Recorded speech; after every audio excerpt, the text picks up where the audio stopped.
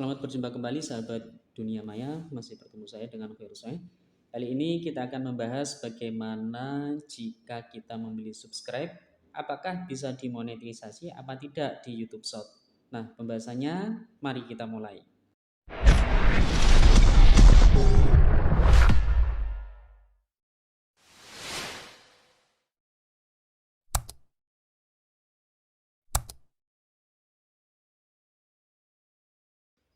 Untuk teman-teman YouTuber pemula, memang tantangan pertama adalah mencari subscribe. Karena subscribe ini adalah hal wajib yang harus kita selesaikan untuk mencapai monetisasi. Selain itu juga ada view. Nah, kadang-kadang bagi teman-teman yang baru pemula di dunia YouTube, ini kesulitan untuk mencari subscribe. Walau bagaimanapun ini juga sangat berat.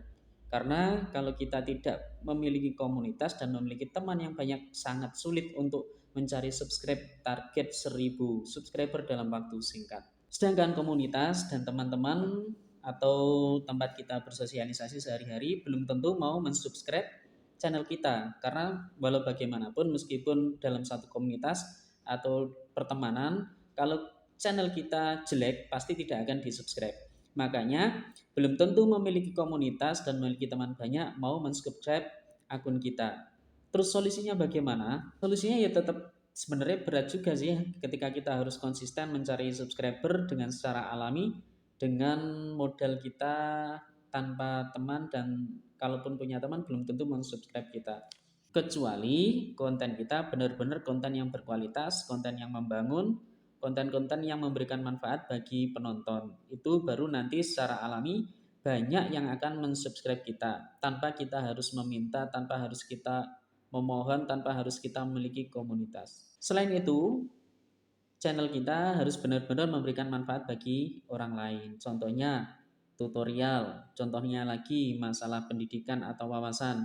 Selain itu, channel-channel ini yang berjalan di dunia ini, di tema ini, selain dia nanti akan menemukan subscribe yang fanatik dan militan, dia juga akan mendapatkan keuntungan lebih karena di channel-channel seperti ini biasanya kalau di luar negeri memiliki harga yang lebih mahal daripada hiburan. Bagi pemula ini sangat berat untuk membuat konten seperti ini. Makanya kadang teman-teman di YouTuber itu gagalnya adalah di awal ketika tidak bisa konsisten. Karena tidak bisa konsisten disebabkan karena tidak adanya persyaratan dua tadi yang bisa terpenuhi. Dan ini sangat berat. Belum lagi persyaratan monetisasi yang harus minimal 10 juta views dalam waktu 90 hari. Sehingga tak jarang juga teman-teman kita pemula yang ingin segera sukses, segera cepat dan tidak sabaran, mereka lebih memilih membeli subscriber karena subscribe ini juga dijual di marketplace yang ada di Indonesia. Di Lazada ada, di Shopee ada, di Bukalapak ada, dan harganya bervariasi. Bagi mereka yang memiliki modal dan pengennya cepat, cenderung lebih memilih jalan pintas ini. Supaya apa? Supaya lebih cepat termonetisasi.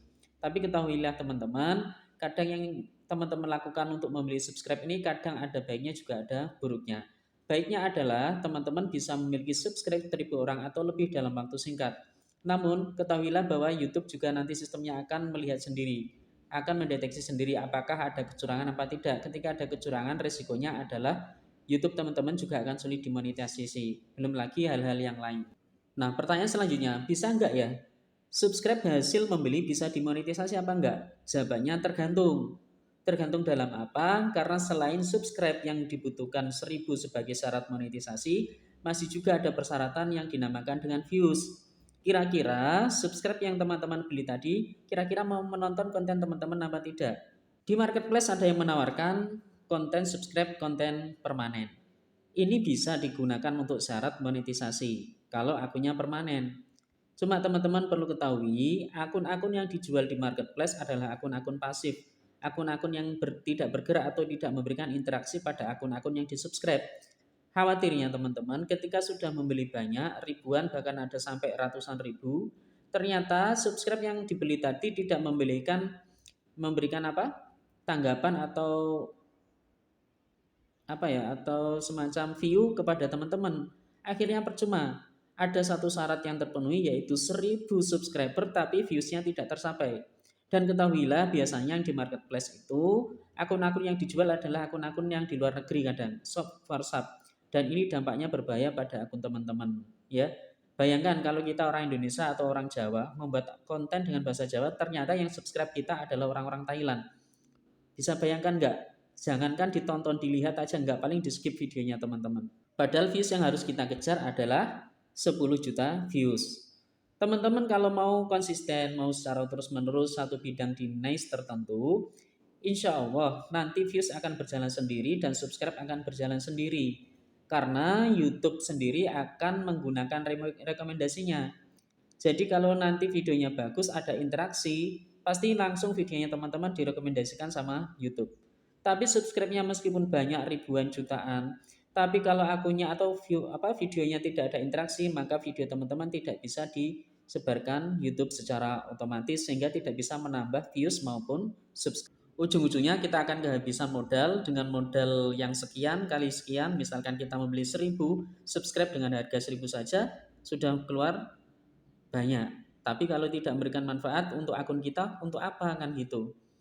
Kecuali teman-teman memang bisa dalam artian gini, sudah membeli subscribe sebanyak misalkan 1000 dan bisa memastikan videonya bagus dan ditonton orang sampai jutaan.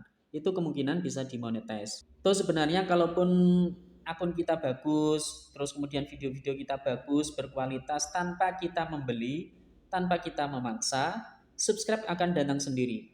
Di YouTube Short kalau konten kita bagus, biasanya satu video saja akan nambah subscribe 5 sampai 6. Bayangkan itu kalau kita sehari bisa posting 3 video, ada 15 subscriber yang masuk ke kita.